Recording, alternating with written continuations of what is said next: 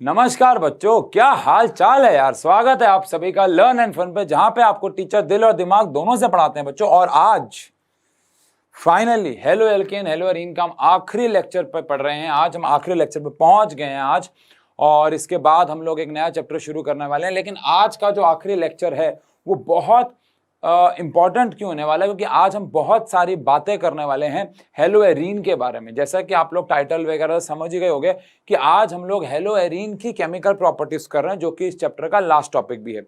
फिर अगर हमारे पास समय बचता है तो हम कुछ इंपॉर्टेंट बातें कर लेंगे इस चैप्टर के बारे में, कि इस चैप्टर में कौन कौन सी रिएक्शंस ऐसी हैं जिनको आपको किसी भी हाल में याद करना ही करना है, जो आपको एग्जाम में हमेशा हेल्प करेंगे और उनमें क्या खास भी है और वो कन्वर्जन में किस तरीके से काम आती हैं।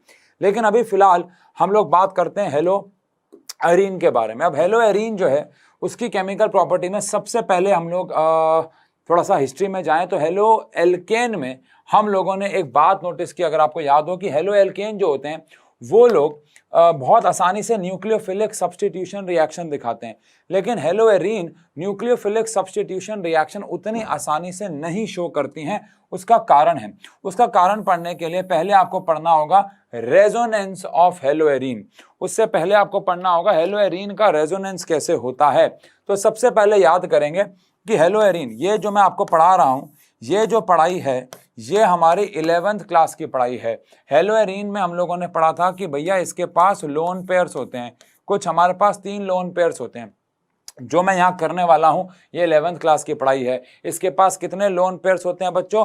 3 लोन पेयर्स होते हैं। अब 3 लोन पेयर्स आपको पता ही है रोटेट करते रहते हैं। ये वाला लोन पेयर यहाँ आएगा तो यहाँ पे कार्बन के 5 बॉन्ड हो जाएंगे, जिसकी वजह से ये वाला बॉन्ड टूट जाएगा, अगर आपको याद हो तो अगर ऐसा कुछ हुआ तो यहाँ पे Cl का बन जाएगा डबल बॉन्ड और Cl पे चार्ज आ जाएगा पॉजिटिव, क्योंकि उसने एक बॉन्ड एक्स्ट्रा बना लिया। लेकिन ये वाला बॉन्ड टूटेगा तो यहाँ पे नेगेटिव चार्ज के साथ लोन पर आ जाएंगे और ये वाले पाई बॉन्ड यहीं रहेंगे 11th क्लास। फिर ये बॉन्ड टूटेगा और ये वाला टूट के यहाँ आ जाएगा। एज अ रिजल्ट Cl पे तो चार्ज पॉजिटिव रहेगा, लेकिन यहाँ पे डबल बॉन्ड और यहाँ पे आ जाएंगे नेगेटिव चार्ज के साथ लोन पर, यहाँ पे डबल बॉन्ड। फिर ये पाई बॉन्ड टूटेगा यहाँ और ये जाएगा यहाँ। फिर क्या होगा बच्चों? फिर ये होगा कि यहाँ पे तो Cl के ऊपर डबल बॉन्ड रहेगा ये पॉजिटिव के साथ, लेकिन यहाँ पे भी रहेगा, लेकिन ये वाला टूट के यहाँ आ चुका है और इसके साथ negative lone pair. And finally ये यहाँ जाएगा बच्चों और ये यहाँ जाएगा, और एज अ रिजल्ट क्या होगा? आपको पता है क्या होगा?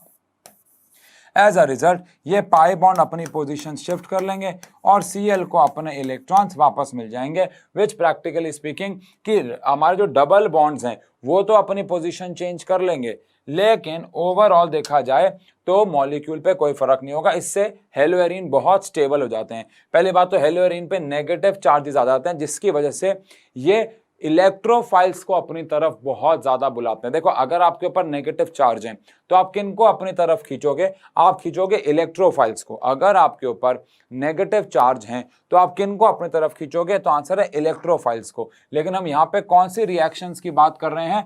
न्यूक्लियोफिलिक सब्स्टिट्यूशन रिएक्शन की। और न्यूक्लियोफिलिक सब्स्टिट्यूशन रिएक्शन काफी डिफिकल्ट हो जाती हैं हेलो एरीन के लिए। क्यों?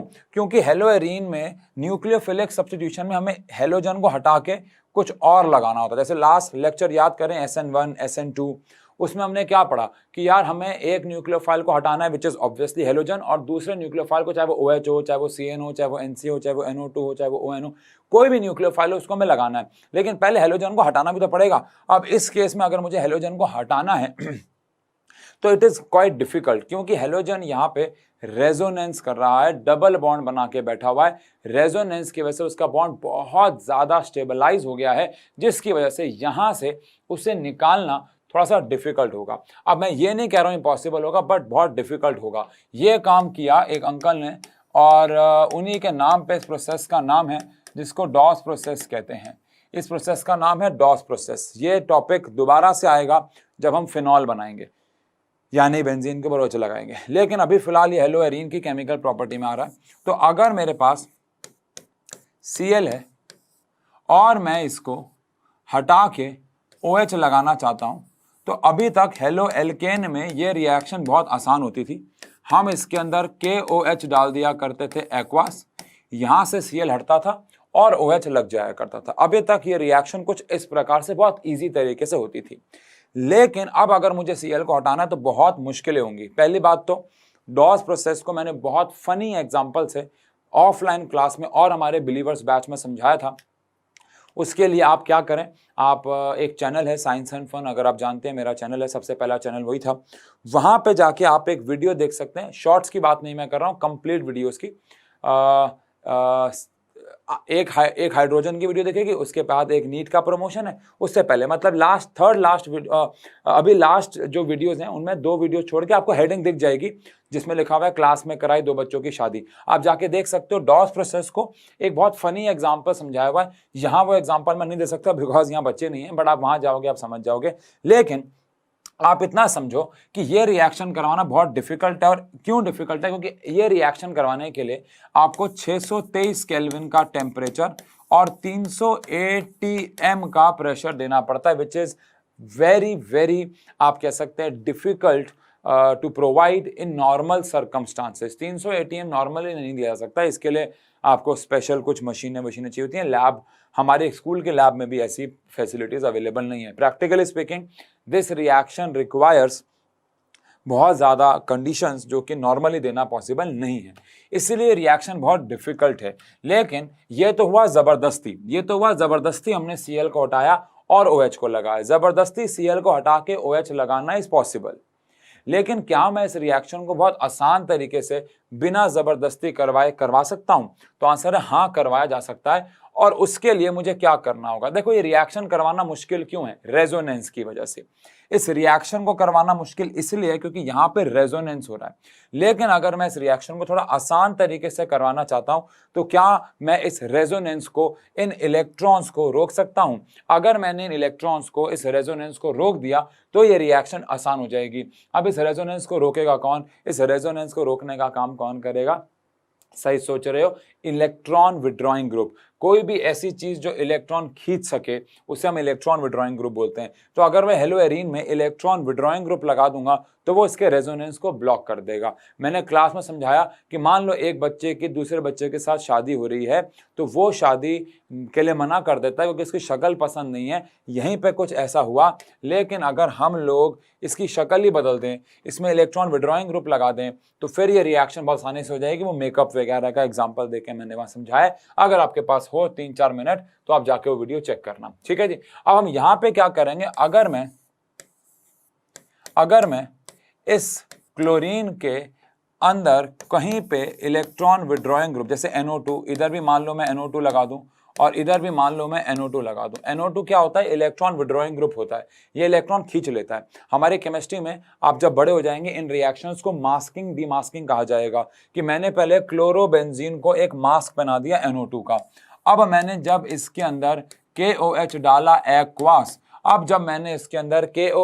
एक्वास, तो अब ये जो रिएक्शन है वो हो गई भाई साहब। कोई टेम्परेचर नहीं देना पड़ा, कोई प्रेशर नहीं देना पड़ा और अब Cl हट के OH लग गया। ऑब्वियस सी बात है, यहाँ पे NO2 लगा हुआ है। इस NO2 को बाद में हटाया जा सकता है, अभी हमें वो नहीं पढ़ना। अभी तो हमें ये भी नहीं पढ़ना, अभी मतलब अभी कि NO2 को कैसे लगाएं और कैसे हटाएं। पढ़ेंगे, लगाना अभी सीख जाएंगे 5-10 मिनट बाद, हटाना अगले चैप्टर्स में आगे जाके आएगा। लेकिन द थिंग इज कि NO2 जो कि एक इलेक्ट्रॉन विड्रॉइंग ग्रुप है, उसको लगाने से हुआ क्या कि जो रेजोनेंस है वो रुक गया। इलेक्ट्रॉन्स खींच लिए उसने, रेजोनेंस हो नहीं पाया, रेजोनेंस रुक गया। अब अगर रेजोनेंस हो नहीं पाया, रेजोनेंस रुक गया, तो फिर Cl को हटाना बहुत आसान हो गया बिकॉज Cl का ना हटने का कारण रेजोनेंस ही तो था। अब मैंने अगर वही रोक दिया है तो अब बहुत इजीली रिएक्शन ये हो जाएगी। This is known as masking and demasking. चलिए अब हम आगे बढ़ते हैं। अब ये तो समझ में आता है कि न्यूक्लियोफिलिक सब्स्टिट्यूशन रिएक्शन बहुत मुश्किल है क्योंकि ये रेजोनेंस इफेक्ट शो करता है। लेकिन ये इलेक्ट्रोफिलिक सब्स्टिट्यूशन रिएक्शन तो कर सकता है ना। इलेक्ट्रोफाइल्स कौन होते हैं? जिनको इलेक्ट्रॉन से प्यार होता है। अब आप अगर इस डायग्राम को जरा ध्यान से देखें तो बताइए इलेक्ट्रॉन कौन कौन सी पोजीशन पे सबसे ज्यादा आए हैं? जल्दी बताओ, इलेक्ट्रॉन्स कौन कौन सी पोजीशंस पे आपको सबसे ज्यादा मिले हैं? तो आंसर आपको इलेक्ट्रॉन सबसे ज्यादा मिले होंगे ऑर्थो पे और पैरा पे। आपको इलेक्ट्रॉन्स मिले होंगे सबसे ज्यादा ऑर्थो पे, ये देखो ऑर्थो पे और पैरा पे। आपको इलेक्ट्रॉन सबसे ज्यादा मिले होंगे ऑर्थो पे और पैरा पे। अब अगर इलेक्ट्रॉन्स आपको सबसे ज्यादा ऑर्थो पे और पैरा पे मिल रहे हैं तो इसका क्या मतलब है कि इलेक्ट्रॉन से प्यार करने वाले कहां आएंगे, ऑर्थो और पैरा पे ही आएंगे। इसीलिए मैं यहां पे एक नोट का पॉइंट लिख रहा हूं, और वो पॉइंट ये है कि haloarenes are ortho para directors for electrophiles. Electrophiles के लिए हेलोएरीन्स ऑर्थो पैरा डायरेक्टर्स हैं। इसका मतलब क्या है कि हेलोएरीन्स जो हैं अगर उनके सामने इलेक्ट्रोफाइल्स आएंगे तो वो उन्हें ऑर्थो और पैरा पोजीशन पे बुलाएंगे, क्योंकि ऑर्थो और पैरा पोजीशन पे आप देख सकते हैं कि जो नेगेटिव चार्ज हैं वो बहुत ज्यादा बढ़ गए हैं, जिसकी वजह से अगर कोई भी इलेक्ट्रोफाइल आएगा तो वो खिंचा चला आएगा किस तरफ, ऑर्थो और पैरा की तरफ खिंचा चला आएगा। डन है। अब यही कारण है और इसी कारण के ऊपर बेस्ड हमारी अगली सारी रिएक्शंस हैं, जैसे कि हेलोजिनेशन। अब हेलोजिनेशन जैसे नाम से पता चल रहा है आपको, थोड़ा बड़ा बनाता हूं मैं। हेलोजिनेशन जैसे कि शायद आपको नाम से ही पता लग रहा हो कि यहाँ पे हम हेलोजिनेशन मतलब कि हेलोजन लगाने वाले हैं, तो हमने इसके में डाला X2। अब क्योंकि हेलोजन एक इलेक्ट्रोफाइल है, उसको इलेक्ट्रॉन से प्यार होता है, तो वो इस बेंजीन की तरफ खिंचा चला आएगा। अब X2 कैसे डालें, आंसर है इसके अंदर सबसे पहली बात तो हम कैटलिस्ट डालेंगे AlCl3, या फिर हम इसके अंदर कैटलिस्ट डालेंगे FeCl3। इसके अंदर हम लोग कैटलिस्ट डाल देंगे AlCl3 या फिर डाल देंगे FeCl3। क्या होगा, सुनने वाली बात है। जो हेलोजन है वो या तो पैरा पोजीशन पे जाएगा और या तो वो ऑर्थो पोजीशन पे जाएगा, या तो वो जाएगा पैरा पोजीशन पे या तो वो जाएगा ऑर्थो पे। ऑब्वियस सी बात है, यहां से H निकलेगा और एक हेलोजन लगेगा, और यहां से जो H निकलेगा वो बचे हुए एक, क्योंकि 2 X हैं, बचे हुए एक X के साथ निकल के HX बना देगा, वो तो है ही। यहां से एक हेलोजन निकलेगा और उसके बदले में X लग जाएगा, वो है ही, और HX का लॉस। लेकिन हेलोजन ऑर्थो पोजीशन पे भी जा सकता है और पैरा पे भी जा सकता है। अब 11th क्लास में हमने पढ़ा हुआ है कि ऑर्थो पोजीशन और पैरा पोजीशन में से जो पैरा पोजीशन होती है वो ज्यादा स्टेबल होती है। अब पैरा पोजीशन ज्यादा स्टेबल क्यों होती है, क्योंकि पैरा में आप कह सकते हैं सिमेट्रिक होता है, एक फंक्शनल ग्रुप इधर है एक फंक्शनल इधर है, लैटिस स्टेबल रहता है ड्यू टू सिमेट्री। तो ये वाला जो प्रोडक्ट होता है ये हमेशा ज्यादा अमाउंट में बनता है, यानी कि मेजर अमाउंट में बनता है, और ये वाला जो प्रोडक्ट है वो हमेशा कम अमाउंट में बनता है, यानी कि माइनर अमाउंट में बनता है। तो ये वाला प्रोडक्ट हमेशा ज्यादा बनेगा विच इज मेजर, और ये वाला प्रोडक्ट हमेशा कम बनेगा विच इज माइनर। हमेशा ऐसा होगा, चाहे कोई भी इलेक्ट्रोफिलिक सब्स्टिट्यूशन रिएक्शन हो, उसमें 2 प्रोडक्ट बनेंगे मेजर और माइनर। जैसे कि अब आप यहाँ देखो नाइट्रेशन। अब नाइट्रेशन में क्या होता है, हम NO2 लगाते हैं। अब NO2 लगाने के लिए हम लोग क्या करते हैं, जैसे कि ये हमारे पास क्लोरोबेंजीन है, अब हम इसके अंदर निट्रिक एसिड यानी कि HNO3 लेते हैं in the presence of H2SO4। बस ध्यान रहे यहाँ पे H2SO4 एक कैटलिस्ट होता है, और जब हम इसका मैकेनिज्म पढ़ाएंगे आपको, हम मैकेनिज्म सारे एक साथ करते हैं, जब इसका मैकेनिज्म पढ़ाएंगे तो वहां पे आपको पढ़ाया जाएगा कि HNO3 की जो कंसंट्रेशन है वो थोड़ी सी कम ली जाती है और H2SO4 की कंसंट्रेशन थोड़ी सी ज्यादा ली जाती है। बस ये ध्यान रखना कि HNO3 हमारा रिएक्टेंट है, लेकिन H2SO4 इस केस में हमारे लिए कैटलिस्ट का काम करता है। अब रिएक्शन में होता क्या है, HNO3 में से NO2 निकल जाता है। अब NO2 जो कि एक इलेक्ट्रोफाइल है वो या तो आके लगेगा अगेन पैरा पोजीशन पे, या तो वो आके लगेगा अगेन ऑर्थो पोजीशन पे। अब अगर HNO3 में से NO2 अलग हो गया तो O और H बच गया, है ना। आप अगर HNO3 में से NO2 निकाल दो तो एक और एक H, तो OH, और यहां से निकलेगा H। अब H और OH जब निकलते हैं तो किसका लॉस हो जाता है, H2O का। अब H और OH जब निकलते हैं तो किसका लॉस हो जाता है, OH का लॉस यहाँ पे हो जाता है। तो this is the reaction basically, ठीक है जी। अगेन NO2 वाला मेजर होगा, क्यों मेजर होगा, मेजर इसलिए होगा क्योंकि ये पैरा है, और पैरा वाला due to symmetry in lattice ज्यादा स्टेबल होता है। वहीं पे अगर इसकी बात करें तो ये वाला as compare to this one unstable है ना, तो जिसकी वजह से कम अमाउंट में बनेगा एंड हेंस ये माइनर प्रोडक्ट कहलाया जाएगा। ओके, हमेशा ऐसा होगा कि ऑर्थो वाला माइनर होगा और पैरा वाला मेजर। और अगर आप ध्यान से देखें तो नाइट्रेशन हो रहा है और HNO3 यहाँ पे हमारे लिए रिएजेंट है, रिएक्टेंट है, लेकिन H2SO4 हमारे लिए कैटलिस्ट है। ऐसा क्यों मैं आपको बार बार बोल रहा हूँ, क्योंकि अगले रिएक्शन में आप कंफ्यूज ना हो जाएं, क्योंकि अगली में हमें क्या करानी है, सल्फोनेशन। अब सल्फोनेशन में क्या होता है, ध्यान से देखिएगा।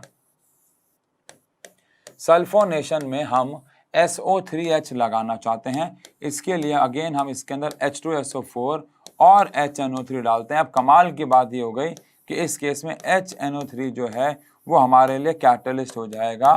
खेल अगेन कंसंट्रेशन का है। इस बार हम H2SO4 की कंसंट्रेशन कम लेंगे, जो करवाना होता है उसकी कंसंट्रेशन कम लेते हैं, वो हम रिएक्शन में समझेंगे। तो H2SO4 की कंसंट्रेशन कम और HNO3 की कंसंट्रेशन ज्यादा होगी। अगेन अभी उस पर फोकस नहीं है, फोकस है कि सल्फोनेशन कराना है। अब H2SO4 में से अगर मैं SO3H ले गया, कमेंट सेक्शन में बताना, H2SO4 में से अगर मैं SO3H निकाल के ले गया तो क्या बचा, जल्दी बताओ कमेंट सेक्शन में क्या बच गया। सही कह रहे, अगेन वही OH। यार मुझे पता है ये वीडियो लाइव नहीं है, स्ट्रीम है, फिर भी आंसर दिया करो यार, फील आती है, ऐसा मत किया करो। ओके चलिए, तो क्या यहां पे अगर मैं H2SO4 में से SO3H ले जाऊंगा तो क्या OH वापस से बच जाएगा? हाँ भाई, और हमें लगाना क्या है, SO3H लगाना है। तो आओ जी SO3H लगा दें। तो अगर हमारे पास ऊपर हेलोजन लगा हुआ है, मैं यहाँ पे Cl ले रहा हूँ, अगेन कोई भी हेलो एल्केन, कोई भी हेलो एरीन के लिए रिएक्शन हो सकती है, तो यहाँ पे मैंने Cl, अब यहाँ पे मुझे मिल गया है SO3H, ऑर्थो पे भी मिलेगा और पैरा पे भी मिलेगा, है ना। तो ये हमारे पास हो गया पैरा और ये हमारे पास हो गया ऑर्थो। अब SO3H यहाँ से निकल गया, OH बच गया, OH और बेंजीन से निकला होगा H, तो अगेन किसका लॉस हो गया होगा, H2 का। अब जल्दी से बता दो कौन सा वाला मेजर है और कौन सा वाला माइनर है।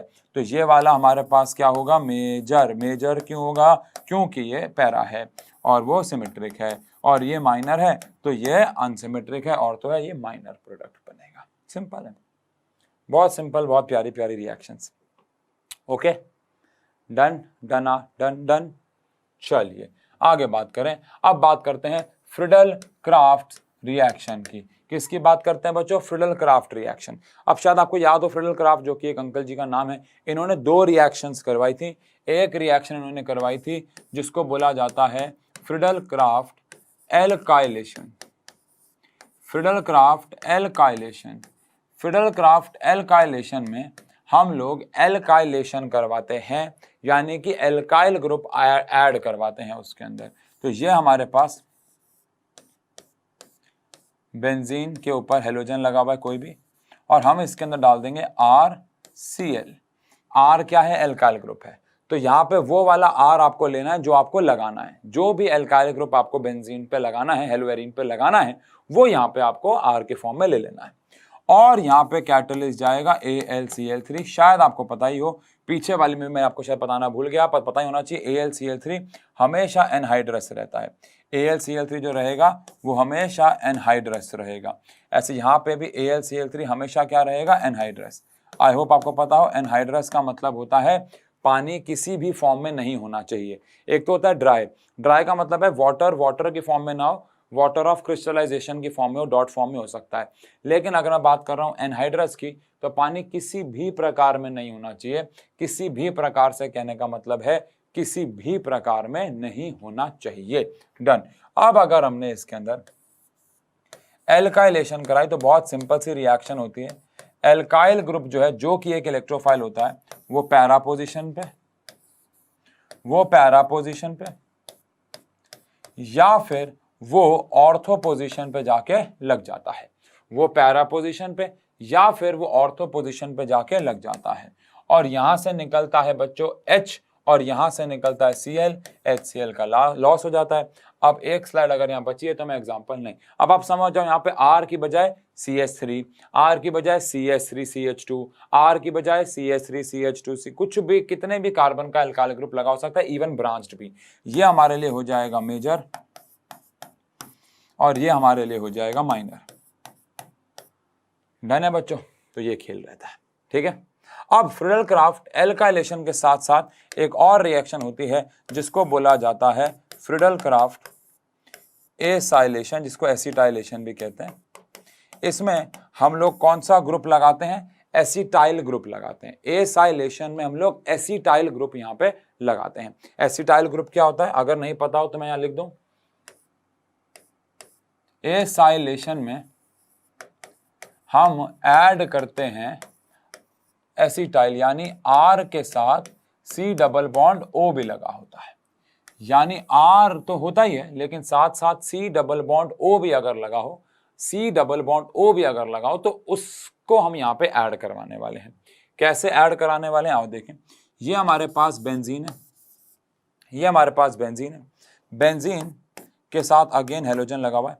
अब हम इसके अंदर डाल देंगे R अगेन कितने भी कार्बन का हो सकता है, C डबल बॉन्ड O, और इसके साथ डाल देंगे Cl, अगेन कैटलिस्ट जाएगा AlCl3 एनहाइड्रस। अब होगा क्या, यहां से Cl हट जाएगा और बचेगा एसिटाइल ग्रुप, और उस केस में हमारे पास ये C double bond O R, C double bond O R नीचे बेंजीन पे लग जाएगा। कौन सी पोजीशन पे? पैरा, और ये ऑर्थो पोजीशन पे भी जाके लग सकता है। तो C डबल बॉन्ड O के साथ क्या लग जाएगा? R ऊपर जाके।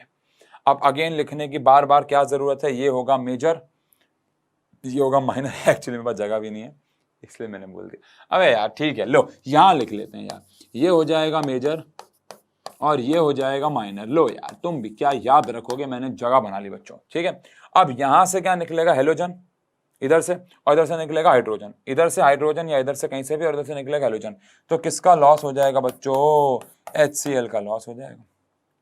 तो फ्रीडल क्राफ्ट एल्काइलेशन में हम एल्काइल ग्रुप लगाते हैं, फ्रीडल क्राफ्ट एसाइलेशन में हम असाइल ग्रुप लगाते हैं, और कोई दिक्कत वाली बात नहीं होती है बच्चों, ठीक है। डन है।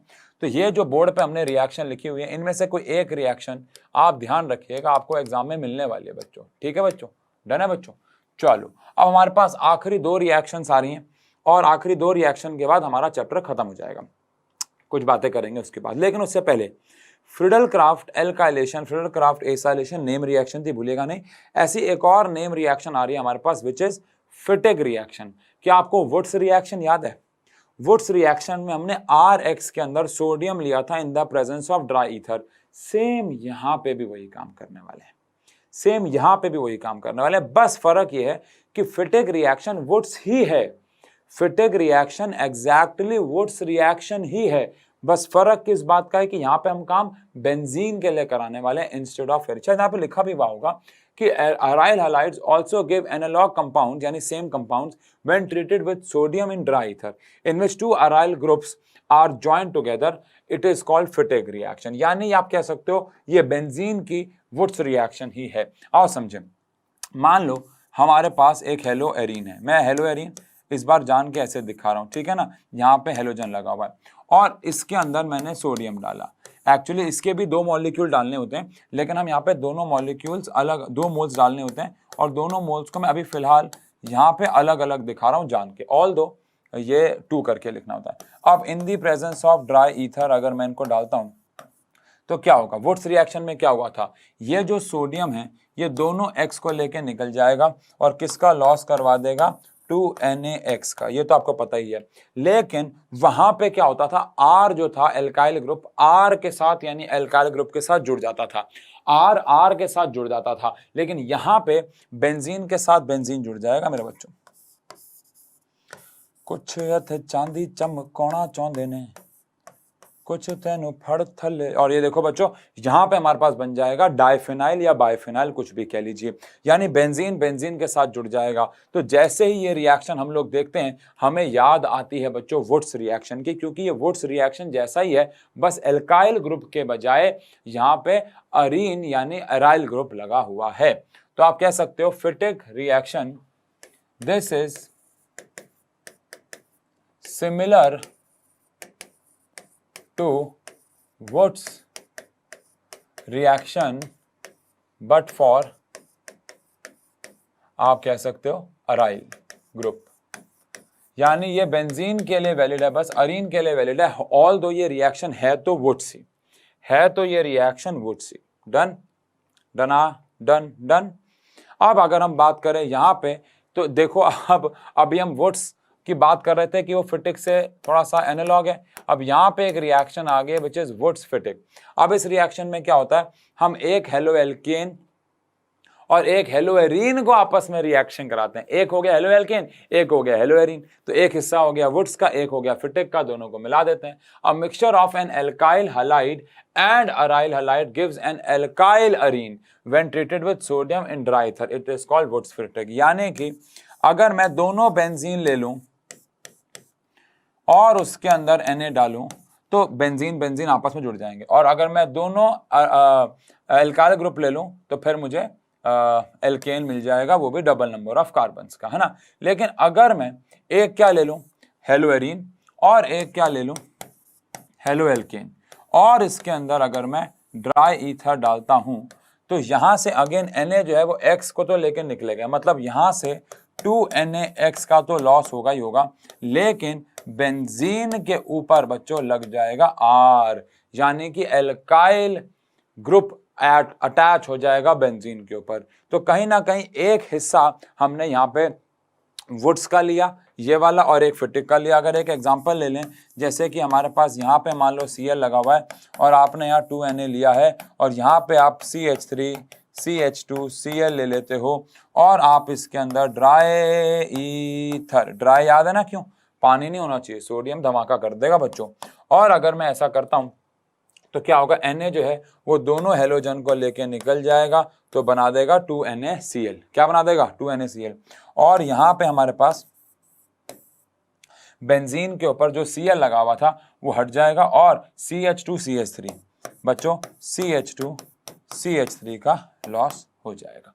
तो इस तरीके से बच्चों हमारी जो रिएक्शन है वो आगे बढ़ेगी, और आप कह सकते हैं बच्चों इसी के साथ हमारा चैप्टर जो है बच्चों वो समाप्त हो जाता है। ठीक है, रिएक्शन सारी हो गई। सबसे पहले हम लोगों ने क्या पढ़ा, फिजिकल प्रॉपर्टीज, मतलब उससे पहले ऑब्वियसली बात है प्रिपरेशन ऑफ हेलो एल्केन, उससे पहले हम लोगों ने पढ़ा आईयूपीएसी। शुरुआत से याद करें तो पहला दिन आईयूपीएसी और प्रिपरेशन, दूसरा दिन भी प्रिपरेशन और कुछ हद तक फिजिकल प्रॉपर्टी, तीसरा दिन हमारा गया केमिकल प्रॉपर्टीज, चौथा दिन भी हमारा गया केमिकल प्रॉपर्टी, और पांचवा दिन आज हमारा chemical properties of hello arene. तीसरा और चौथा chemical properties of halo alkane था, आज हमने हेलो एरीन की केमिकल प्रॉपर्टीज पढ़ी। अब कौन कौन सी रिएक्शंस हैं जिन पे आपको ध्यान देना बहुत जरूरी है अगर आपको कन्वर्जन या फिर एनसीईआरटी के सवाल निपटाने हैं तो कॉमन सेंस की बात है। सबसे पहले तो आप, अच्छा स्लाइड ही खत्म हो गई है क्या, एक स्लाइड यहाँ पे ले लेते हैं, पक्के फेम दे मुसीबत था मर्दाते पैंदी रहंदी है। इंपॉर्टेंट रिएक्शंस की बच्चों यहाँ पे आज हम बात कर रहे हैं। अब इंपॉर्टेंट रिएक्शंस यहाँ पे कौन कौन सी रिएक्शंस इंपॉर्टेंट हैं, सबसे पहली बात बोलने की जरूरत ही नहीं है, ऑल नेम रिएक्शंस, सारी नेम रिएक्शंस तो इंपॉर्टेंट हैं, वो तो बोलने की जरूरत नहीं है। कन्वर्जन में कोई भी कभी भी किसी भी दौरान काम आ जाएगी। लेकिन अगर मैं बात करूं बीटा एलिमिनेशन, मैं बोल रहा हूं, आप खुद समझोगे जब आप एनसीईआरटी करोगे कि बीटा एलिमिनेशन रिएक्शन जो कि एक नेम रिएक्शन नहीं है वो कितनी ज्यादा इंपॉर्टेंट रिएक्शन है, आपको अंदाजा भी नहीं है। आधी से ज्यादा कन्वर्जन में बीटा एलिमिनेशन और मार्कोवनी और एंटी मार्कोवनी लग रहा है। मार्कोवनी और एंटी मार्कोवनी तो नेम रिएक्शन में आ ही गया, मार्कोवनी और एंटी मार्कोवनी तो नेम रिएक्शन में आ ही गया ना, उसको तो मैंने वहां लिखा ही नहीं है। लेकिन उससे ज्यादा इंपॉर्टेंट आप कह सकते हो बीटा एलिमिनेशन रिएक्शन है। ऐसे कन्वर्जन में एक तो हेलोजिनेशन, और आज हमने जो रिएक्शन पढ़ी फ्रिडल-क्राफ्ट रिएक्शंस, काफी ज्यादा इंपॉर्टेंट है नेम रिएक्शंस में। अब दो रिएक्शन और बहुत ज्यादा इंपॉर्टेंट जिसने हमें फ्लोरीन, हालांकि वो नेम रिएक्शन में आ गई, कौन कौन सी, फिंकरस्टीन और स्वार्ट्ज, तो मैं वो लिख नहीं रहा हूं। लेकिन एक और रिएक्शन अगर आपको याद हो, formation of iodobenzene using KI, ये रिएक्शन भी बहुत, क्योंकि इकलौती ऐसी रिएक्शन है जिसने बेंजीन के ऊपर हमें आयोडीन लगा के दिया। ये इकलौती रिएक्शन है बच्चों जिसने बेंजीन के ऊपर क्या लगा के दिया, आयोडीन। ऑल दो बेंजीन के ऊपर फ्लोरीन लगाने का भी इकलौता तरीका बाज शीमनी था, लेकिन वो तो नेम रिएक्शन के अंदर इंक्लूड हो गया, इसलिए मैंने यहाँ पे लिखा नहीं है, वो नेम रिएक्शन में इंक्लूड हो जाता है। ठीक है बच्चों, अब ये सारी रिएक्शंस जो है वो हमारे कन्वर्जन्स में हमें बहुत ज्यादा काम आएंगी। और इसी के साथ अगर मैं बात करूं substitution reaction SN1 and SN2 में जो हमारे ऊपर सबसे ज्यादा क्वेश्चन आते हैं वो आते हैं कि रेट के ऊपर, है ना, रेट, कि भैया किसका रेट ज्यादा है किसका रेट कम है। दो ऑप्शन दे देंगे, बोलेंगे बताओ इसका रेट SN1 का ज्यादा है, SN1 का इसका ज्यादा है, SN2 में इसका ज्यादा है, इसका ज्यादा है। ये सवाल भी काफी बार एग्जाम में आया हुआ है और आप सब जानते हैं एनसीईआरटी में 4 या 5 क्वेश्चन तो इसी के ऊपर हैं। दो मॉलिक्यूल दे दिए, पूछ लिया SN1 और SN2 किस में फास्ट होगी। कई बार रीजन भी पूछ लेते हैं, मोस्ट ऑफ द केसेस में रीजन नहीं पूछा हुआ है। तो ये चीजें जो है वो इंपॉर्टेंट है इस चैप्टर में। अब आपको ये डिसाइड करना है कि मैं इस चैप्टर को एग्जाम में याद करूं, जो कि इम्पॉसिबल है, इम्पॉसिबल। आपको अगर ऐसा लग रहा है कि मैं इसको एग्जाम के दिनों में याद करूंगा, ये हो जाएंगी, मैं तो बाहुबली हूं, KGF का मैं रॉकी भाई हूं, ऐसा नहीं होता है। आपको ऑर्गेनिक पे अगर पकड़ बनानी है, हर होशियार बच्चा जिसने ऑर्गेनिक पे पकड़ बनाई है उसने रिएक्शंस को शुरू से फर्स्ट डे से याद किया है, जो कि मैं आपको इस चैप्टर की शुरुआत में बोल चुका हूं। बाकी आपकी मर्जी है यार। ठीक है जी, मिलते हैं अगले लेक्चर में एक नए चैप्टर के साथ। चैप्टर हमारा समाप्त होता है। Thank you so much.